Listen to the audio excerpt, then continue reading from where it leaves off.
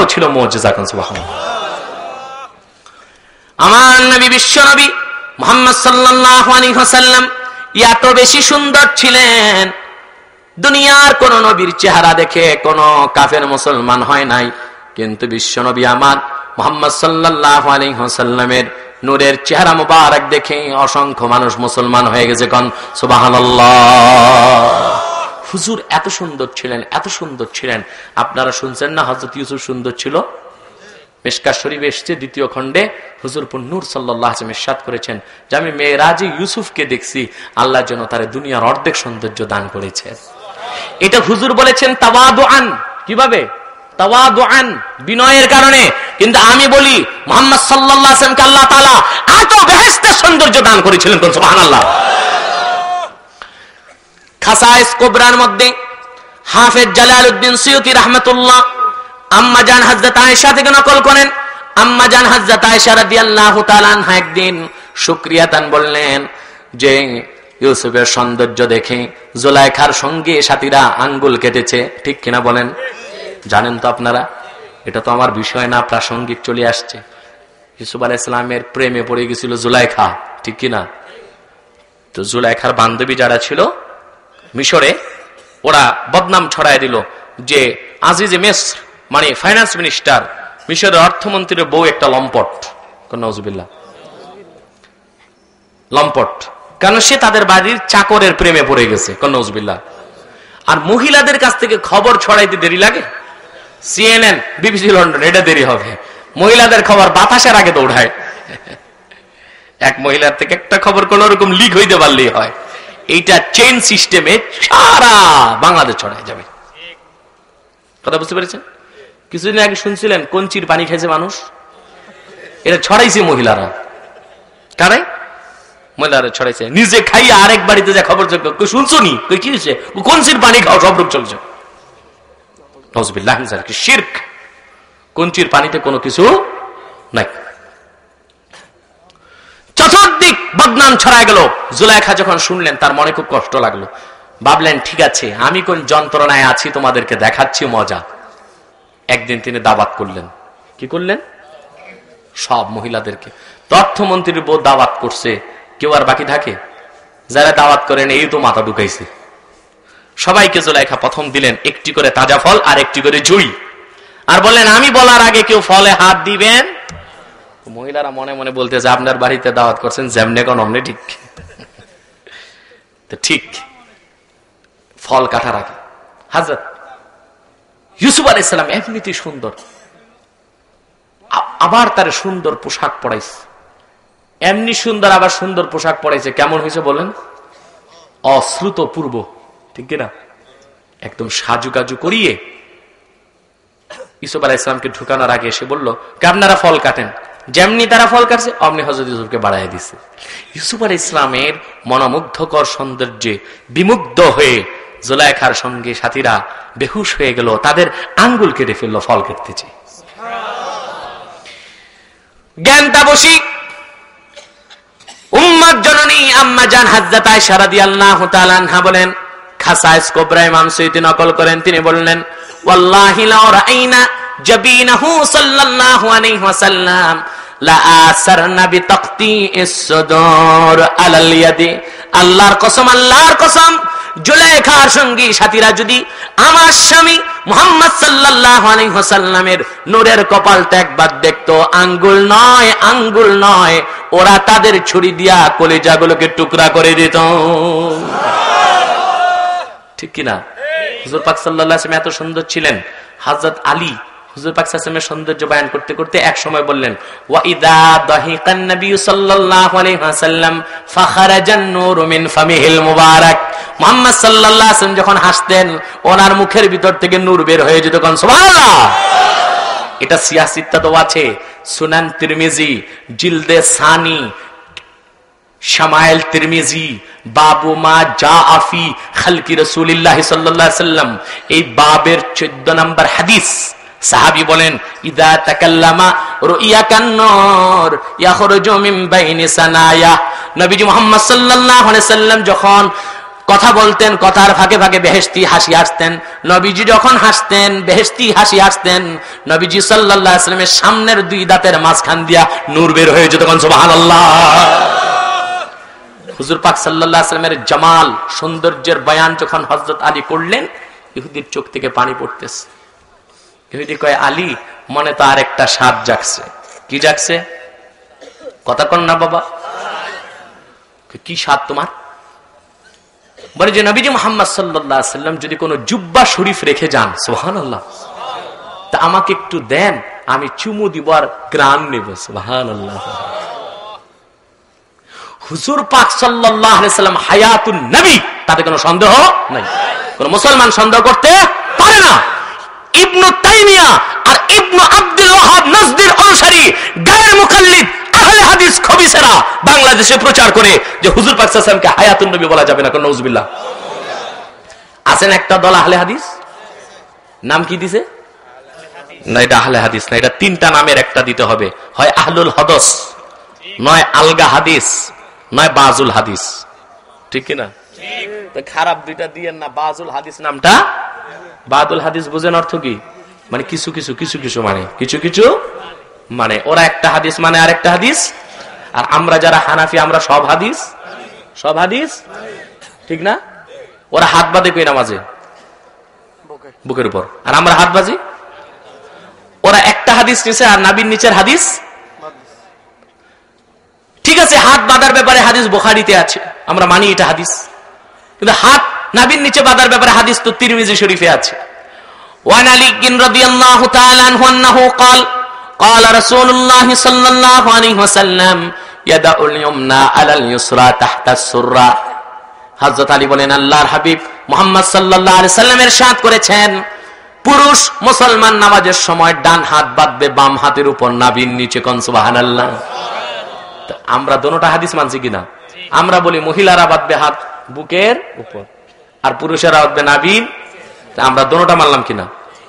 মহিলারা বুকের উপর হাত বাঁধলে দুইটা কাজ, নামাজ হয়, পর্দাও ঠিক থাকে। আর আমরা পুরুষ যারা বুকের উপর হাত বাঁধলে বিনয় প্রকাশ পায় না অহংকার, নাভির নিচে বাঁধলে পুরা দাস গোলাম। ঠিক কিনা? তাহলে আমরা দোনো হাদিস মেনে আমরা হইছি আহলুল হাদিস। আর ওরা একটা মানছে একটা ছাড়ছে, ওরা হচ্ছে বাজুল হাদিস। এই খবিস খবিস এরাই জেএমবি সৃষ্টি করছে। ঠিক না বলেন? আব্দুর রহমান বাংলা ভাই, এরা কেউ মাযহাব মানতো না, এরা গায়ের মুকাল্লিদ। ঠিক না বলেন? দুই চারটা মাদ্রাসার ছাত্র বিভ্রান্ত হয়ে তাদের দলে ঢুকছিল। ঠিক না? কমি মাদ্রাসার কিছু ছাত্রকে বুলটুল বুঝায় ঢুকায় ফেলছে। এই জন্য শয়তান মুরতাদরা বলে কমি মাদ্রাসা বন্ধ করে দাও। দুই একটা ছাত্রের অপরাধে যদি কমি মাদ্রাসা বন্ধ করতে হয়, তাহলে বাংলা ভাই কি মাদ্রাসার মুহাদ্দিস ছিল না কলেজের প্রফেসর? যেটা বলেন বিশ্ববিদ্যালয়ে যদি দুই একজন মাদ্রাসা ছাত্রের কারণে মাদ্রাসা বন্ধ করতে হয়, সর্বপ্রথম বিশ্ববিদ্যালয় বন্ধ করতে হবে। ঠিক কিনা বলেন? জেএমবির সাথে এই দেশের কওমি আলিয়া মাদ্রাসা, পীর মাশায়েখ, আলেম ওলামা, খতিব মুহাদ্দিসদের কোনো সম্পর্ক নাই। এটা হচ্ছে আহলে হাদিসদের সংগঠন, ইহুদিদের সংগঠন। ঠিক কিনা বলেন? বাংলাদেশে তারা বোমাবাজি করলো, কোন আলেম সমর্থন করছে? কাফের বিমান মারতো, আমরা জানমাল দিয়ে তাদেরকে সমর্থন করতাম। মারছে পুলিশ, ম্যাজিস্ট্রেট, ব্যারিস্টার, উকিল, এগুলোর মারলে কি লাভ হয়েছে বলেন তো? কথা বুঝেন না? আবার কিছুদিন আগে ওরা চক্রান্ত করেছিল ঢাকা বিশ্ববিদ্যালয়ে 8টা ডিপার্টমেন্টে মাদ্রাসা ছাত্রদেরকে ভর্তি হতে করছিল কিনা? কেন কেন? মাদ্রাসা ছাত্ররা হয় খুব ভালো, ওদের তো দুইটা কাজ, একটা নামাজ পড়ো আর কিতাব পড়ো। আর কলেজে যারা পড়ে ওদের তো 4-5টা কাজ থাকে, পড়াশোনা করে, আবার মেয়ে বান্ধবী থাকে, একটু ডেটিং এর টাইম লাগে, আবার একটু হরতালে পিকেটিং করতে হয়, আবার একটু স্টেডিয়ামে খেলা দেখতে হয়। ঠিক কিনা বলেন? এত কাজ কইরা বেচারা পড়াশোনার টাইম পায় না, নকল করে লাড্ডু টাড্ডু পায়, কোন রকম পাশ করে। আর মাদ্রাসার ছাত্ররা বেচারার দুই কাজ, নামাজ পড়ো কিতাব পড়ো। বিসিএস পরীক্ষায় 1 to 10 তারা মাদ্রাসাওয়ালারা। ঠিকই ঠিক কিনা বলেন? তোরা ভাবছে যদি এইরকম মাদ্রাসার এই মোল্লাগুলো সচিবালয়, পূর্ত ভবন, গণভবন, সেক্রেটারিয়েট সব দখল করে নেয়, তো এক সময় সব জায়গা থেকে কোরআনের স্লোগান শুরু হয়ে যাবে। ঠিক কিনা বলেন? আমি তখন আমার বক্তব্য বলেছিলাম, ঢাকা বিশ্ববিদ্যালয় হচ্ছে এদেশের কোটি কোটি মুসলমানের হৃদয় স্পন্দন। নবাব সলিমুল্লাহর প্রতিষ্ঠিত বিশ্ববিদ্যালয়। এদেশের কৃষক, শ্রমিক, মজদুরের রক্ত পানি করা পয়সা দিয়ে প্রতিষ্ঠিত ঢাকা বিশ্ববিদ্যালয়ে যদি মাদ্রাসা ছাত্রদেরকে ভর্তি হতে না দেওয়া হয়, এদেশের তাওহীদি মুসলমান, ইমানদার মুসলমান মিছিল করে ঢাকা বিশ্ববিদ্যালয়ের ফটকে তালা ঝুলিয়ে দিবে ইনশাআল্লাহ। ঠিক কিনা বলেন? বাংলার জমিনে কোরআন হাদিস বিরোধী, মুসলমানদের স্বার্থ বিরোধী একটি এজেন্ডা বাস্তবায়ন করতে দেওয়া হবে না। রাজি আছেন? প্রয়োজনে রক্ত দিতে হবে। রাজি আছেন? যে কোনো সময়, যে কোনো, আমি বলে যাই, যে কোনো সময় কাল বৈশাখী ঝড় আঘাত করতে পারে। তাকে সামাল দেবার জন্য এদেশের পীর মাশায়েখ, আলেম ওলামা, মাদ্রাসা ছাত্রদেরকে প্রথম বুক পেতে দিতে হবে। ঠিক কিনা বলেন? এদেশের স্বাধীনতা, সার্বভৌমত্বের অতন্ত্র প্রহরী হচ্ছে মাদ্রাসার ছাত্ররা, আলেম ওলামা, পীর মাশায়েখ, ইমাম মুয়াজ্জিন। ঠিক কিনা বলেন? বাংলাদেশে যদি কোনদিন বিজাতীয় শক্তি আঘাত করে, সর্বপ্রথমেই আলেম ওলামার রক্তই ঝরবে, দেখবেন আপনারা। সেই ধরনের ভয়ঙ্কর পরিণতি যেন বাংলার জীবনে না আসে, বলেন আল্লাহুম্মা আমিন। ভাইরা আমার, বন্ধুরা আমার, জেএমবি হচ্ছে আহলে হাদিসদের সংগঠন। কাদের সংগঠন? এদের আকীদা খুব খারাপ। এরা মাযহাব মানাকে শিরক বলে, কোন নাউজুবিল্লাহ। হানাফিদেরকে তারা সারাসার মুশরিক বলে। আহলে হাদিসরা যখন ব্যক্তিগত মিটিং এ বসে, তখন তারা রিপোর্ট দেয় যে আমি নওগাঁতে 20 জন হানাফিরে মুসলমান বানাইছি। কি বুঝলেন?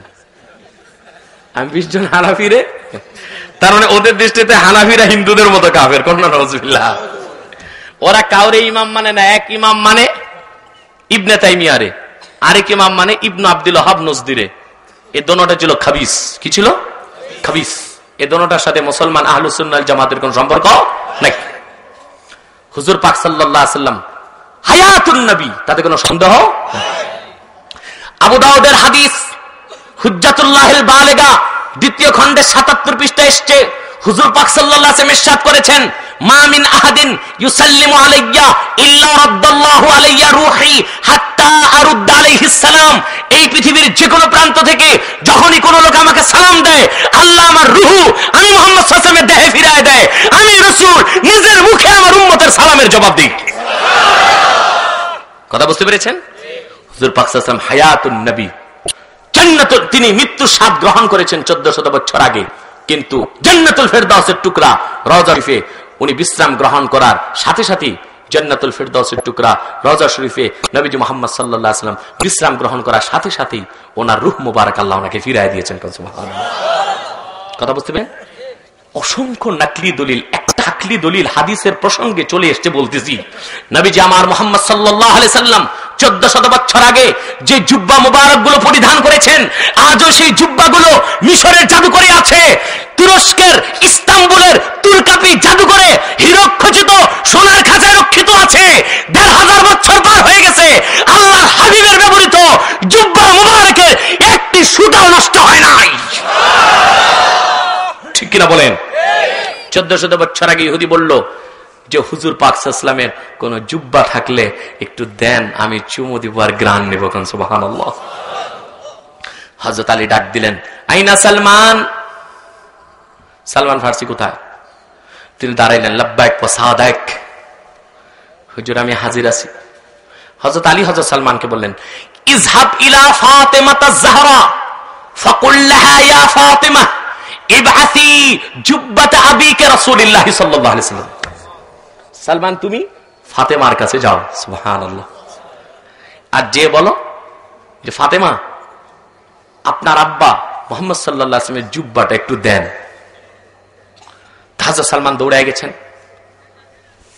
হযরত সালমান দৌড়ায় যে দেখেন হযরত ফাতিমাতুজ জাহরা রাদিয়াল্লাহু তাআলা আনহার ঘরের দরজা বন্ধ। কান লাগায় শুনেন, ওয়াল হাসান ওয়াল হুসাইন ইয়াবকিয়ান। হাসান হুসেন কাঁদতেছেন হুজুর পাক সাল্লাল্লাহু আলাইহি ওয়াসাল্লামের মহব্বতে।